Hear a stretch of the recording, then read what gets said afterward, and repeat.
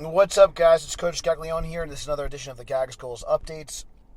Not going to be much video for the week. It's been a little bit of a hectic week, but gotten the work in.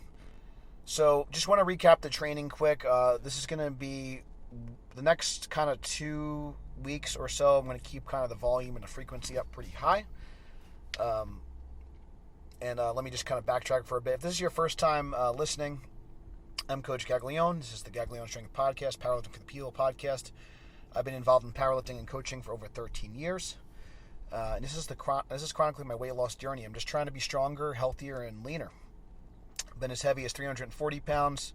Been sitting between like 226 and 230 on most days.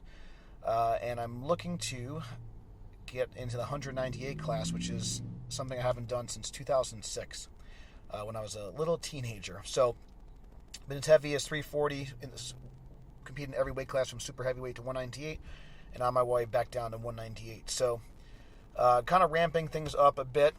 A little bit of a hectic week because I'm going to be traveling, but I'll kind of get into that in a second. So I'm just going to recap the training real quick, give you guys an idea of what my this is mostly a raw week for me, and I did a little deadlifting in briefs, and I'll kind of explain why and all that kind of stuff. So starting off on Sunday, I've also been doing some of my bench work on Sunday, but Sunday is typically a squat day for me. This was a raw day for me. One of the reasons when I do my raw stuff, I tend to also, especially earlier in a training cycle, it's still kind of not too far into the training cycle since I will be competing in November. I do like to do a lot of closer stance work. There's a couple of reasons for this. I do find if I go wide all the time, my hips will get beat up, and I also feel I kind of neglect my quads, and I don't want to let my leg strength suffer too much, even though the hips and the back and the posterior chain is definitely more important for an equipped squatter like myself. I do think it's important to kind of work the quads in, especially early on in a training cycle, and that can go for raw and equipped if you're a wider stance squatter or like a low bar squatter. And it's just kind of good to, like I said, one of the reasons why I like using some of the West Side principles and adding some varieties, you don't get those overuse injuries that you might see in more of a traditional linear program, where you're only doing competition lifts week in and week out. That could definitely be problematic, not necessarily in the short term, but definitely in the long term if you don't kind of have that variety kind of built in. So this week, would use a safety squat bar. I'll probably use safety squat bar for the next week as well. Actually, I definitely will. So I'm using some of the specialty bars, kind of work on the weak points, work on the upper back a little bit. Did this with my heels. I also did these walked out, did these by myself. Part of training by myself this week was intentional to kind of make sure I didn't go overboard on the intensity and the weights. I wanted to keep these weights a little bit lighter and focus a little bit more on building volume. So I did a bunch of triples. I believe I did 4 sets of triples. I think I did 1 set at 395 and 3 sets at 425, which is 4 plates with our safety squat bar. It's about a 65-pound barbell. Felt pretty good. Got the work done pretty quickly. Did those pretty deep and in my heels. Just wore belt only and knee sleeves. So no supportive equipment. That felt good. Then I did a couple of sets of 5. 4 or 5 on the belt squat, also in heels. That felt good. Belt squat's been getting a lot stronger, which is always a good indicator that my general leg strength is improving. Finished up. So on Monday, I usually finish up my accessories, and I haven't really kind of gone through my accessories, so I'll kind of go through that. So just to warm up, I'll do sissy squats with the TKE, which you can kind of check our YouTube channel out for a video on how to do that. So that's a great exercise to kind of work on making sure you're not having soft knees in the deadlift and to activate the quads. I'll do those. I'll do glute bridges with a big-ass hip circle, and then I'll do some usually diagonal or sideways steps with the hip circle to work on my hips and those hip abductors, which are really critical for helping drive the knees out for the squat, which is extremely important to kind of push the material out for an equipped squatter.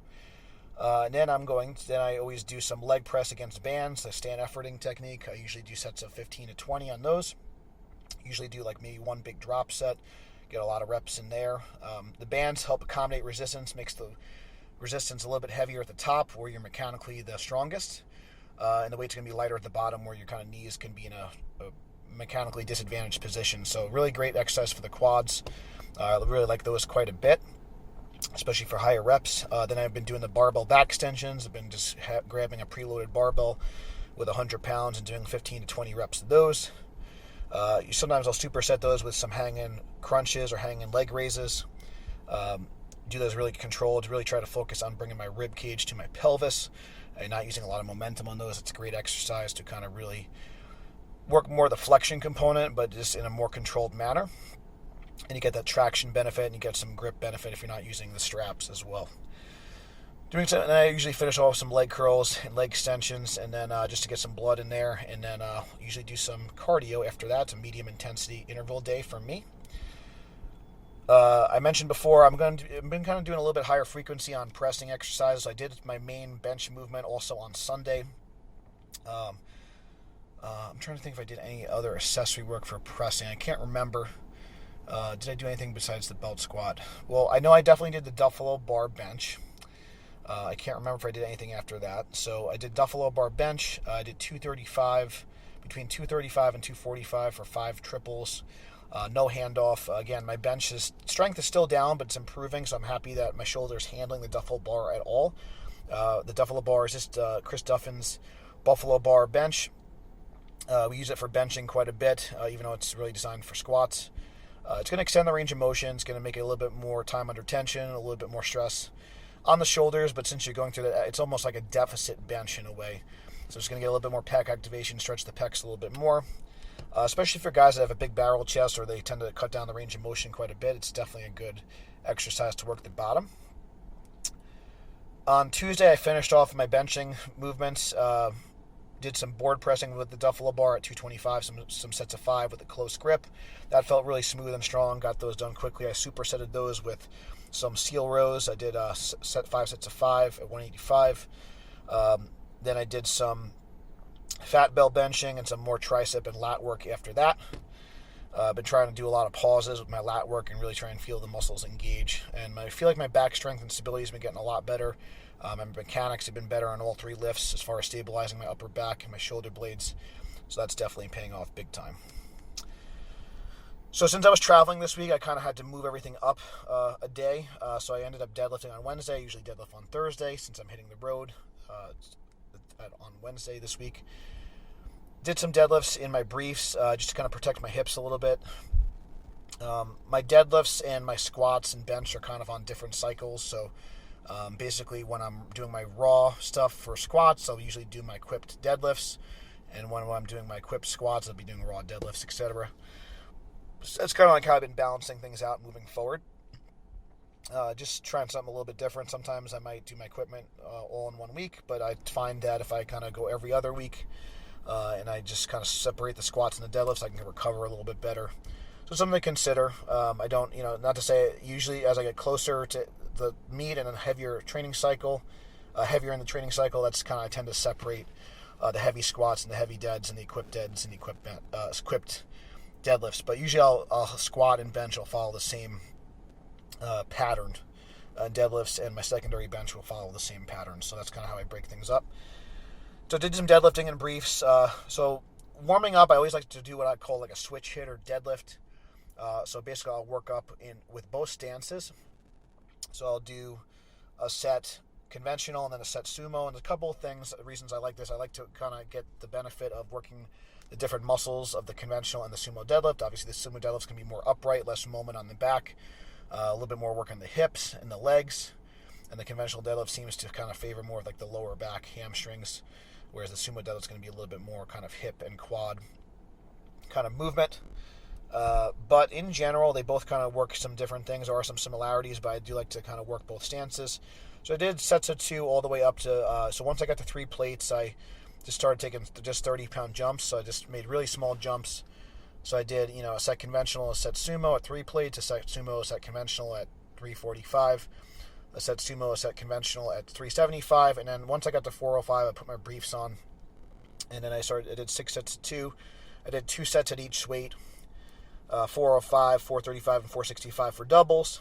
I went up to 495 for my last set, but my grip was kind of giving out, so I only ended up just doing that for a single. I started to kind of lose my grip on the way down. Didn't really feel like resetting, so I just kind of stopped there because I didn't want to tear a callus. There's no need for that. So I thought about putting straps on and kind of continuing to work up, but I felt like that was just a sign to kind of stop for the day. And even though it was a little bit lighter than what I wanted to kind of end at 495. I just elected to stop there. The conventional work did feel really good.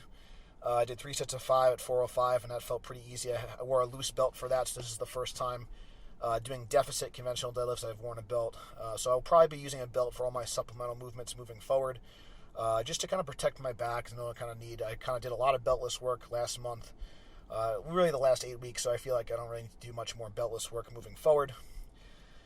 I've also been getting very strong at the belt squat good morning. I remember the first time I did this exercise, even like 2 plates was kind of challenging. And now I'm doing sets of 405. So I did 2 sets wides, 2 sets with a sumo stance, 2 sets with a close stance, using the Spud Inc. Belt squat harness for that. Really trying to sit back and stretch the hamstrings, keep a neutral spine, and focus on a good hip hinge. If you've been following my channel for a while or just kind of know me, I used to be really, really good at good mornings, at my strongest. When I was squatting, between 850 and 880 and just briefs and like a loose pair of knee wraps only, that was where I was at my strongest. I was actually doing good mornings raw with just a belt with 605 on a cambered bar. So I used to be really good at good mornings, and I kind of got away from them for a little bit because I felt like I was getting like too good at good mornings, where I can kind of cheat my squats too much, and it just was causing some issues there. If you ever watch some of my older videos, my technique was not as good, but I was strong. I had more absolute strength and less just technical ability. Now that I'm smaller, I really can't rely on just pulling the weight up. I have to be more technical, but I just definitely felt like I needed to bring my lower back strength up since I've gotten smaller. So I elected to, this belt squat good mornings was a good happy medium because it doesn't quite beat me up as much as a barbell good morning, but I still get like a similar benefit without as much stress. So the belt squat good morning and the belt squat in general, just the belt squats, have been amazing for helping me build volume, and I felt like I've been keeping a lot of size and strength in my legs. It's been very, very helpful. I still am kind of figuring out what I need to do with the upper body. I think probably maybe adding in some more push-ups and chins and things like that. Potentially even dips. Sometimes I do have cranky shoulders, but trying to figure out some other exercises where I can just kind of build a lot of volume in. But the belt squat good morning and the belt squats, both with heels and flat shoes, seem to really benefit me, and I can handle a lot of volume on those. So I'm really excited to continue to work those up a little bit more. I'm not sure if I'm going to be able to get in a 4th day or not of bench. I will probably end up hitting some push-ups if I can't. But I will be visiting Maggie's gym, Ironstone Barbell, on Saturday, so I might just do my 4th bench workout on that day, or I might just do my 4th bench workout on Sunday. We'll see how I feel, depending on how things kind of pan out. Because I'm going to be working with my man Lowe. He's getting ready for the 8-man classic in October. He's looking really strong. He's been squatting and deadlifting over 700 pounds for repetitions and benching about 500 pounds for repetitions. So I'm really excited to see what he could do. Always enjoy working with some of our distance members in person. Something I try to do, and it doesn't always happen, but I try to do that if I can. This week we'll be taking a trip to Spring Lake, Pennsylvania, kind of unplugging from social media a bit, and I think that we'll definitely at some point have an episode on kind of how to manage social media and manage the phone, because I do think that can cause a lot of stress and a lot of anxiety for people. So I think having some strategies on how to use the phone effectively and how to use social media effectively can be very helpful. Or maybe it's time maybe to deload from some of it sometimes, or just kind of unfollow people. But that's an episode for another day, just something to think about and something to consider if you're listening. Just like in anything else, I think it's important that you surround yourself with positive people, so we'll kind of leave it on that. So whether it's social media or in real life, we say IRL, team IRL, I think it's important to literally unfollow people that are not supporting you or not fitting your needs or putting you in a bad mood. So I think it's important. I think that's really important. Now, obviously, make sure you're not kind of emitting negative energy yourself, but in general, surround yourself with positive people. Don't be afraid to unfollow or kind of hide people that tend to give you anxiety or bring you negative energy. I think that is really key. So again, another topic for another day, but I figured I'd just kind of mention it since that's kind of why. And I do think if you are going on vacation, if you have a trip coming up, I think it's always a good time to, use that as a little bit of a deload. You could overreach a little bit. So when I say overreach, you kind of super compensate. You can really ramp up your intensity and ramp up your training. So I kind of did a lot of training in a short period of time because I know I'm not going to be able to really train too much moving forward. So rather than just kind of scrap the week, I just kind of front loaded all my training, knowing that I'm going to have a couple of extra days of rest. And just move around things the best you can. If you got to do it 2 a day, or if you got to move a couple of days up, I think that's totally fine. So don't be afraid to switch things around. Don't be afraid to change up your days. I know for me, like I like to have a routine myself, but as long as you plan ahead, you can kind of make it work. So life isn't always sunshine and rainbows. Life isn't always predictable.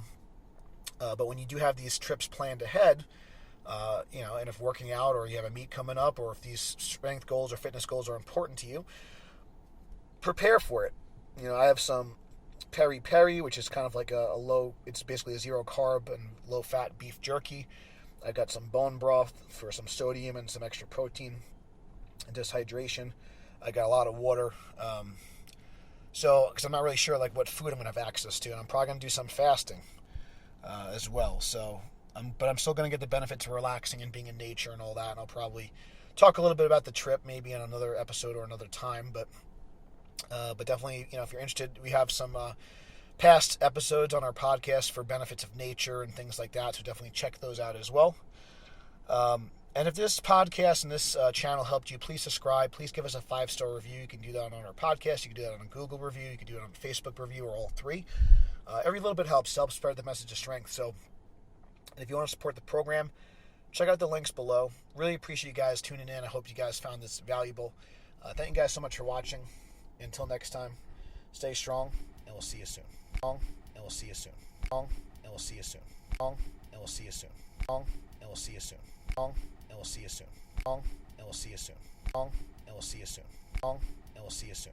Strong, and we'll see you soon.